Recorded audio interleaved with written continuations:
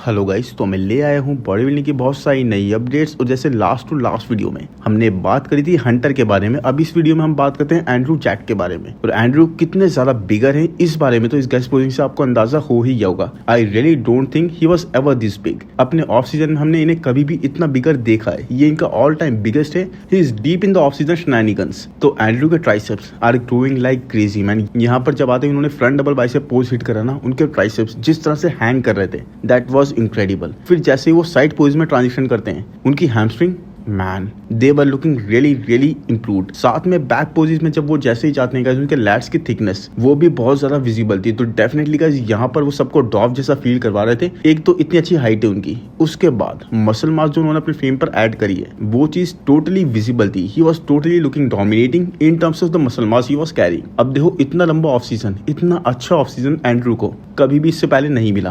पहले तो इस स्पोर्ट से वो इतने ज्यादा टाइम से जुड़े हैं भी नहीं, तो आई थिंक 2-3 मैक्सिमम साल से वो compete कर रहे हैं। उससे पहले वो बॉडी बिल्डिंग करते भी नहीं थे। इन्होंने लेट स्टार्ट करा काफी, तो इसीलिए इनकी बॉडी चाहे इतनी एज होने के बाद भी 38-39 ईयर्स होने के बाद भी इन चीजों से अभी भी बहुत ज्यादा फैमिलियर नहीं है। और इसीलिए गाइस जैसे इन्होंने अभी ऑफ सीजन स्टार्ट करा ना, ही वेंट लाइक क्रेजी। इनके मसल्स एक्सप्लोड होने को रेडी थे, बस एक टाइम चाहिए था इनको ऑफ सीजन लेने का। He never had time to grow before, और अब इनके पास है and he is blasting it man. His lats have gotten thicker, his triceps have gotten bigger, हर चीज इंप्रूव लग रही है। यस, यहाँ पर ये ही वॉज होल्डिंग वाटर, क्योंकि डीप ऑफ सीजन में तो ये चीज बनती भी थी। इनको बिल्कुल कंडीशन आते हुए, या जैसा हमने इनको अभी तक देखा है, जिस एस्थेटिक्स के साथ, जिस शेप के साथ देखा है, वैसा आने का हम एक्सपेक्ट कर भी नहीं रहते। बट इवन देन गाइस, जो चीज विजिबल थी वो था इनका शेयर साइज।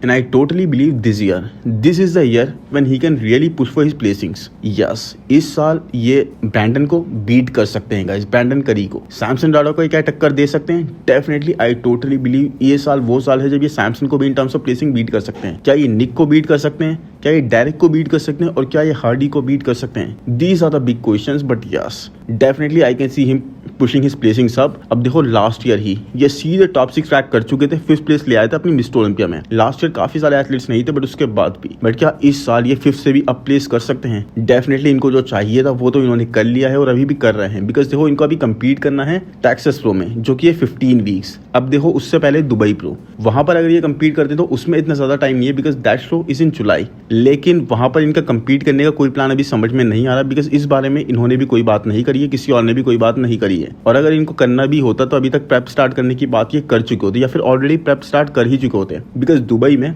अब आई थिंक 10 से 12 वीक्स, उससे ज्यादा नहीं है मैन, मैक्स टू मैक्स उतना ही है। तो वहां पर तो ये कम्पीट करते हुए हमें नहीं दिखेंगे। लेकिन हाँ, टेक्सास प्रो में ये एक बहुत ही इंसीन पैकेज के साथ और एक बहुत ही जबरदस्त स्टेटमेंट बनाने के लिए हमें आते हुए दिखेंगे। और इस बार मिस्टर ओलंपिया में I definitely can bat on him. मतलब बहुत सारी चीजें हमें चेंज होते हुए दिखेंगी। डेफिनेटली बहुत सारे नए नए एथलीट्स आ रहे हैं, और बहुत ज्यादा जो पुराने एथलीट्स हैं ना, वो अपनी जगह बनाने के लिए टॉप 6 में अपनी जान लगा देंगे। और उनमें से एक नाम होगा एंड्रू जैक का। देखो, टॉप 6 में तो अपनी जगह बना चुके हैं, बट अपनी प्लेसिंग को अप करना, that is the big challenge. और उसके लिए उन्हें जो करना था, जो माउंटेन्स मूव करनी थी उनके रास्ते पर, वो अब ऑलरेडी हैं ही। और हम सब जानते हैं हाउ हाई इनकी फिजिक के बारे में पीपल ऑलवेज टॉक अबाउट। कितना ज्यादा इंप्रेस इनकी फिजिक से, इनके एस्थेटिक्स से, इनके ब्यूटीफुल फ्रेम से। और अब स्टेज पर ये सिर्फ एस्थेटिक्स ही नहीं होंगे, बल्कि मास के साथ एस्थेटिक्स होंगे, साइज के साथ एस्थेटिक्स होंगे। तो देखो, इनको कौन रोक सकता है if he improve just a little bit. जैसे कि हम देखते हैं कि कोई भी एथलीट अगर थोड़ा भी इंप्रूव करता है, और बहुत ज्यादा अच्छा शेप उसका ऑलरेडी होता ही है, तो उसको बहुत ज्यादा रिवॉर्ड करा जाता है। और यहाँ पर एंड्रू अगर अपने एस्थेटिक्स के साथ थोड़ा सा भी 10 से 15 पाउंड या फिर 5 से 10 पाउंड भी muscle mass, lean muscle mass add करके आ जाते हैं, तो man he definitely is going to move mountains, he definitely is going to turn heads. और अभी तक तो इनके पास बहुत टाइम है मैन। मतलब टेक्सास प्रो में 15 वीक्स हैं, तो अभी 3-4 वीक्स से ये ऑलरेडी ऑफ सीजन और कंटिन्यू कर ही सकते हैं। उसके बाद ये अपनी प्रेप स्टार्ट करेंगे, एंड मैन एक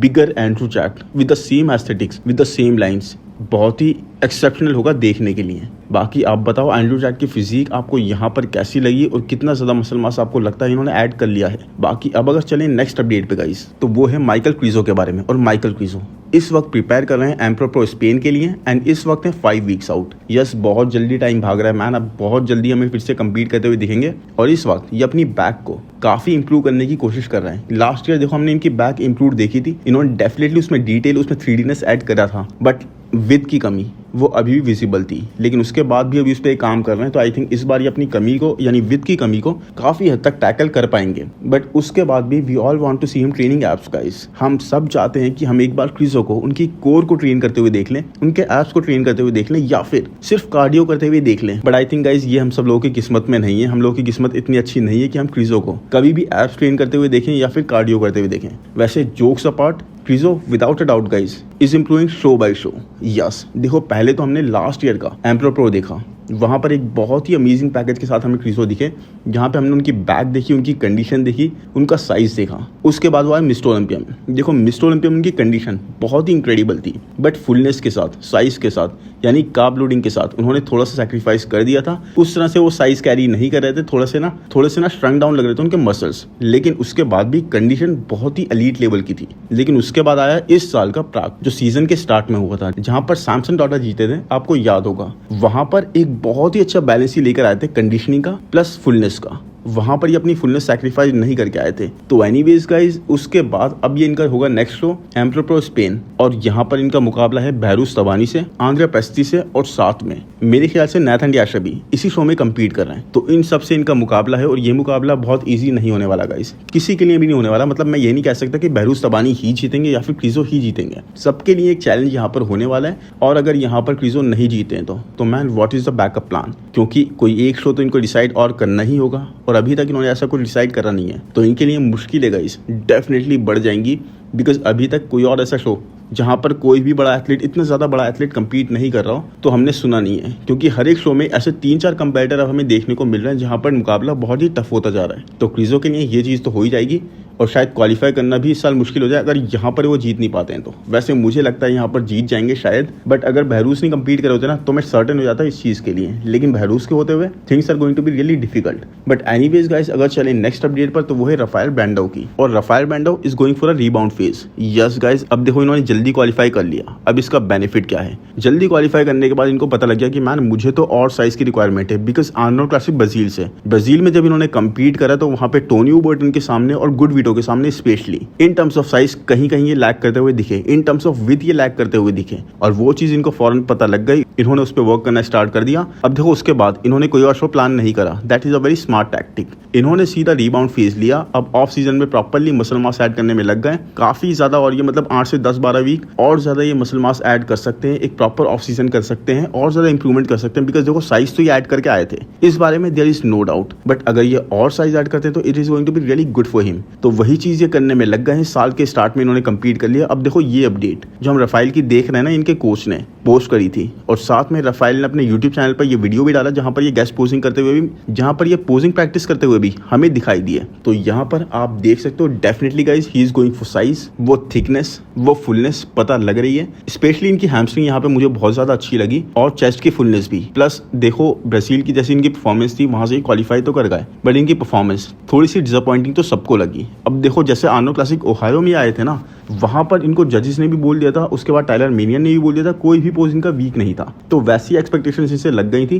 फिर ब्राजील में इनकी कंडीशनिंग मैन ऑन पार थी टोनियो बर्टन के, मतलब अगर मैं ये ना बोलूं कि टोनियो की बेटर थी, तो मैं ऑन पार तो जरूर बोलूंगा। तो इतना ज्यादा इंक्रेडिबल पैकेज इनका यहाँ पर नहीं लग रहा था, और इसी वजह से गाइज जैसे इन पर बैट करी जा रही थी ना आर्नोल्ड क्लासिक ओहायो के बाद में कि मैन मिस्टर ओलंपिया में टॉप 6 आ जाएंगे, टॉप 7 आ जाएंगे, तो उस परफॉर्मेंस के बाद थोड़ी सी इनकी हाइप, थोड़ा सा इनके बारे में बात होनी कम हो गई है। तो वो चीज़ इनको दोबारा करनी पड़ेगी। बट यस मैन, इस साल तो डेफिनेटली कुछ नहीं कह सकते। देखो टॉप 6 के लिए एंड्रू जैक पहले हमें पता है लिस्ट में है, लेकिन अब वो और ऊपर प्लेस करने का ट्राई करेंगे। हंटर भी is going to be really improve this year. Rafael Brandao हो गए, टोनी बर्टन हो गए, मैन मतलब कितने ज़्यादा एथलीट्स कहीं पर भी प्लेस हो सकते हैं। जैसे हमने 2022 आई थिंक 2022 था जब बिग्रामी हारे थे, राइट? यस, उसके बाद 2023 में हमने डेरेक को जीतता हुआ देखा। तो 2022 के बाद हमने काफ़ी सारे अपसेट्स होते हुए देखे। जैसे 2022 में किसी ने एक्सपेक्ट नहीं करता बिग्रामी हार जाएंगे, और सीधे ही पूरा लाइनअप चेंज हो गया। टॉप 3 के लिए पहुंच गया डेरेक, हार्डी और निक। तो वहां पर एक अलग ही बैटल हमें देखने को मिली। तो लास्ट ईयर फिर भी इतने चेंजेस नहीं मिले, लेकिन इस साल मुझे लग रहा है इस साल फिर से ना हमें टॉप 3 टॉप 4 चेंज होते हुए दिखेंगे, और बहुत ज़्यादा चांसेस है इसके। क्या पता इस बार हमें बिल्कुल ही नए लोग बैटल आउट करते हुए मिल जाएं। और एंड्रू जैक के मैन डेफिनेटली मैं उनके बारे में कुछ नहीं कह सकता। वो हो सकता है टॉप 4 में आ जाएं, या हो सकता है वो टॉप 2 में आ जाएं, या हो सकता है वो टाइटल जीत जाएं। उनके बारे में definitely I can not say anything. और अगर आपको लगता है कि ऐसा नहीं हो सकता कि एंड्रू जैक अभी भी टाइटल जीत सकते हैं, तो मैन आप बिल्कुल नहीं समझ रहे बॉडी बिल्डिंग को इस वक्त कैसी चल रही है। किसी ने एक्सपेक्ट नहीं करा था बिग रैमी हार जाएंगे, किसी ने एक्सपेक्ट नहीं करा था हार्डी हार जाएंगे, और कोई एक्सपेक्ट नहीं करा कि अब एंड्रू जीत जाएंगे।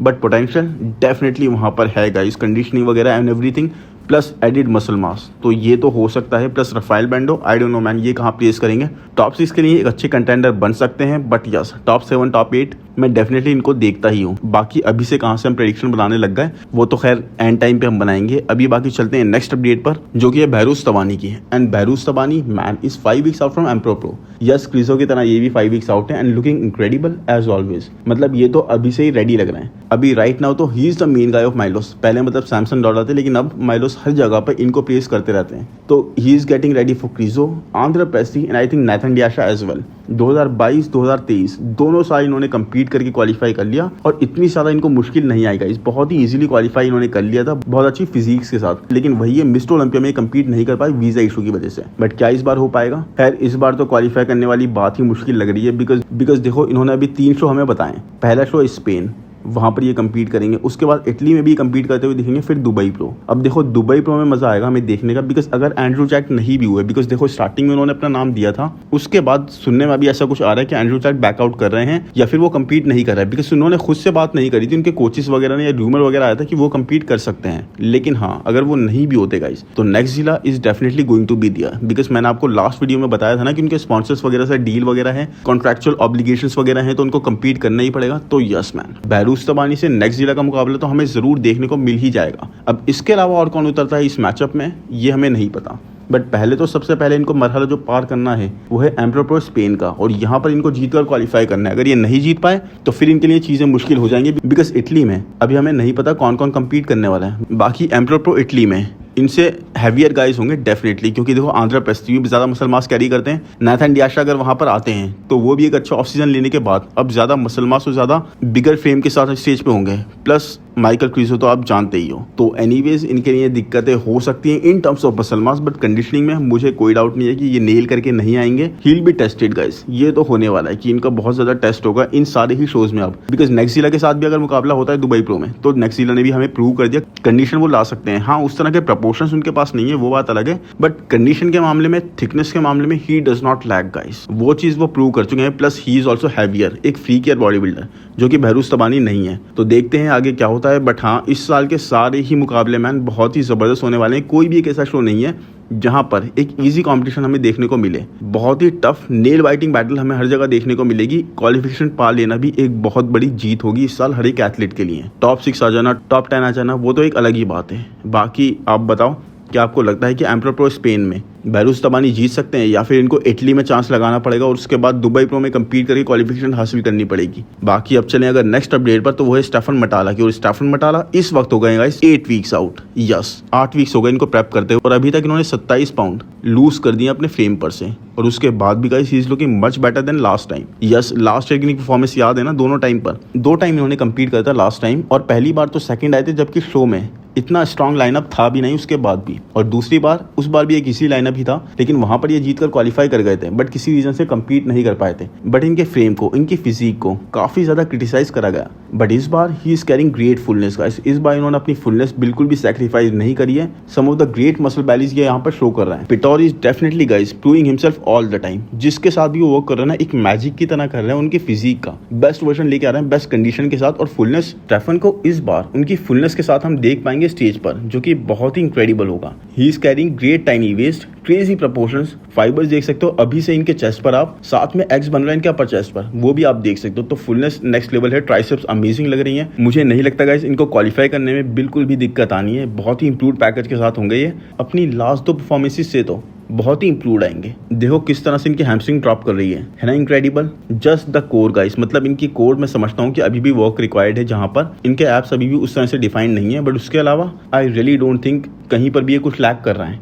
एनीवेज आप बताओ मुझे इनका पैकेज आपको देखने में क्या लग रहा है, क्या पिटौर के साथ इनका वर्क करना सच में इनके लिए बहुत अच्छा साबित हो रहा है। बाकी अब चलें नेक्स्ट अपडेट पर, तो वो है हकीम विलियम्स की। और हकीम विलियम्स इस वक्त ने 4 वीक्स आउट टोरंटो प्रो से, जहां पर ये मुकाबला करने वाले हैं आई बिलीव हसन मुस्तफा से। बाकी इनकी अपडेट में side chest is looking definitely incredible. तो यहाँ पर इनका साइड चेस्ट आपको पता ही है, इनकी थिकनेस कितनी ज्यादा ही होल्ड करते हैं। हैमस्ट्रिंग वगैरह देखो कैसे डाइस लग रही है, बिल्कुल ही वो फाइबर्स वगैरह दिखने लग गए हैं। The shreds are coming in definitely, great thickness he carries. Chris Aceto ने इनके साथ कमाल करा है, और जैसे पिटौर ने दूसरे एथलीट्स के साथ कमाल करा है ना, वैसे क्रिस असीतो ने इनके साथ कमाल करा है। इनकी फिजिक को फिर से दोबारा से अलाइव कर दिया, इनके बारे में बातें होने लग गई हैं, एक हाइप क्रिएट हो गई। और यही चीज मेरे हिसाब से गाइस जस्टिन रॉड्रिगेज भी कर सकते हैं। अब देखो कल के वीडियो में मैं उनको कवर करा था और मैं यही बोल रहा था उनको एक नए कोच को हायर करना चाहिए। और डेफिनेटली अगर वो ये करते हैं ना, किसी न्यू कोच के पास जाते हैं, किसी नेम्ड कोच के पास जाते हैं, तो he can also turn around things for himself. But वही है, उनको ये ट्राई करना पड़ेगा। इन लोगों ने करा, अब इनके लिए ये चीजें वर्क कर रही हैं। अब एक चीज और बोलने वाली है हकीम विलियम्स के बारे में कि अगर ये न्यूयॉर्क प्रो में कम्पीट करते हैं तो क्या इनके लिए सेकंड प्लेस पर आना